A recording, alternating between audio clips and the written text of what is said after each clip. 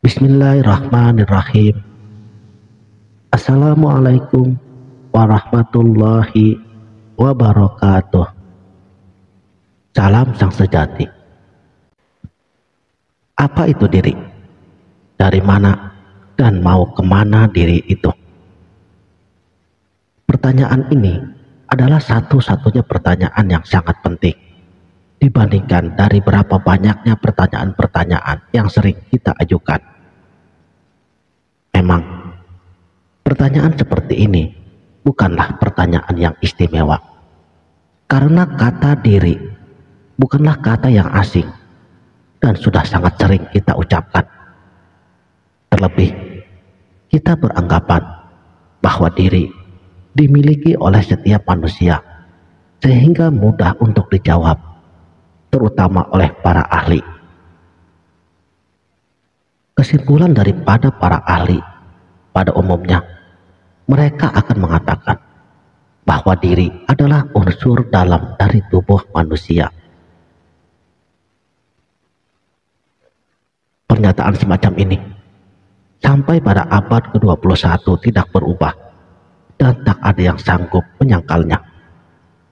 Para akademis dunia barat maupun dunia timur, mereka banyak mengeluarkan teori dan juga argumentasi bahwa diri adalah unsur-unsur dalam dari tubuh manusia.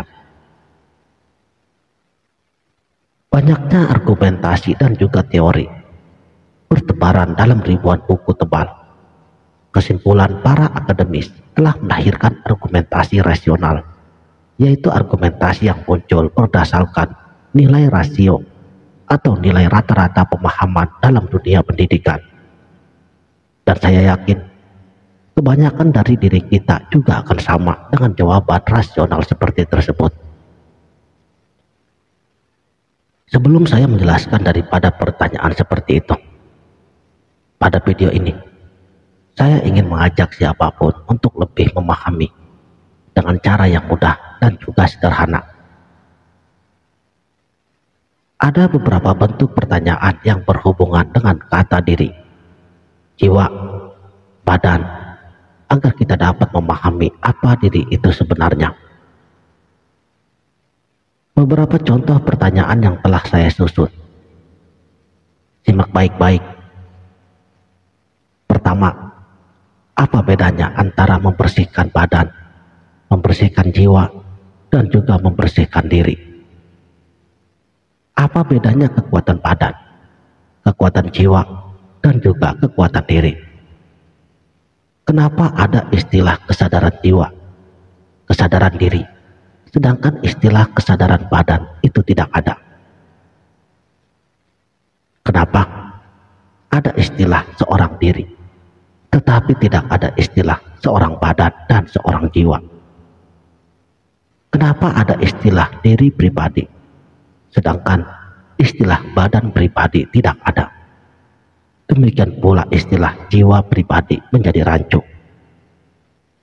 Kenapa ada istilah ketetapan diri dan ketetapan jiwa, tetapi tidak ada istilah ketetapan badan? Kenapa ada istilah berat badan, tetapi tidak ada istilah berat jiwa dan berat diri? Kenapa ada istilah bela diri, sedangkan istilah bela jiwa dan bela badan tidak ada? Kenapa ada istilah tahu diri, tetapi tidak ada istilah tahu badan dan juga tahu jiwa? Kenapa ada istilah jati diri, sedangkan istilah jati badan dan jati jiwa tidak ada? Apa bedanya antara kata berbadan, berjiwa, dan berdiri? Kenapa ada istilah berdiri dengan sendirinya, tetapi tidak ada istilah berbadan dengan sebadannya dan berjiwa dengan sejiwanya?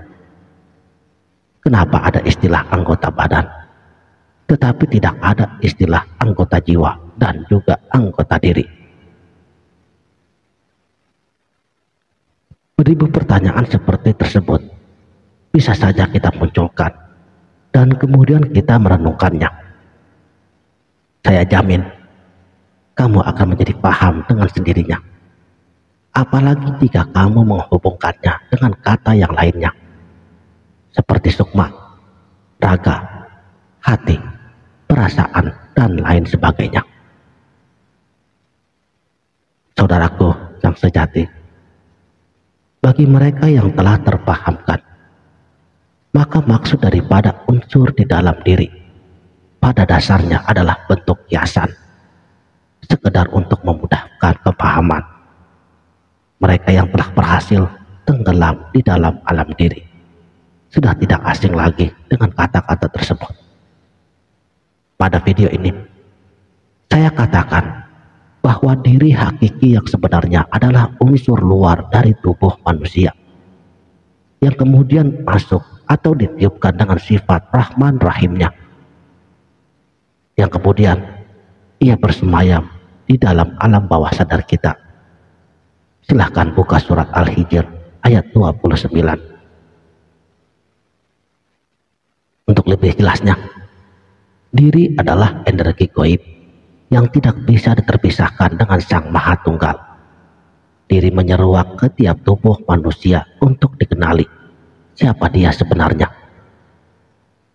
Jadi ketahuilah, jika diri telah dikenali, maka diri itulah telah diserah terimakan kepada kita, dan hilanglah apa yang dinamakan alam bawah sadar pada setiap diri manusia.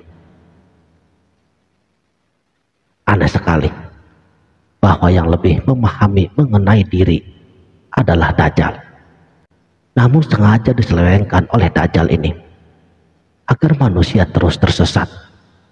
Kemudian Dajjal menebarkan kesesatan tersebut pada dunia pendidikan dan juga ilmu pengetahuan, baik di ufuk barat maupun di ufuk timur. Sebenarnya sampai saat ini Dajjal sangat memahami bahwa diri adalah unsur luar yang masuk menyeruak pada seluruh tubuh manusia. Diri merupakan energi kemanunggalan dari Tuhan Sang Maha Tunggal. Oleh karena pemahaman tersebut, Dajjal menjadi sangat mudah untuk mengakses ilmu pengetahuan. Dan dengan kemampuannya tersebut, dia menjadi manusia abadi dan mampu melakukan apapun yang dia kehendaki dari dulu sampai saat ini. Dia merancang tafsir-tafsir ilmu dan menyusupkannya pada dunia pendidikan agar manusia tersesat. Dia tidak menginginkan manusia memahami rahasia ini. Dajjal dengan sangat hebatnya, ia menyusun berbagai cerita kebohongan yang disusupkan pada dunia ilmu pengetahuan, bahwa cerita Dajjal yang paling hebat agar dapat bersembunyi dengan tenang, yaitu ia menghembuskan isu bahwa Dajjal akan muncul di akhir zaman, padahal dia telah eksis, telah mencengkram, dan telah merusak manusia beratus-ratus tahun lamanya sampai saat ini. Jadi ketahuilah bahwa Dajjal bukan akan datang, tetapi Dajjal akan berakhir. Karena manusia pada saat ini dan juga ke depannya pastinya akan lebih banyak yang memahami bahwa diri merupakan unsur luar dari tubuh manusia yang datang merupakan sibghatullah dari Tuhan yang Maha Tunggal.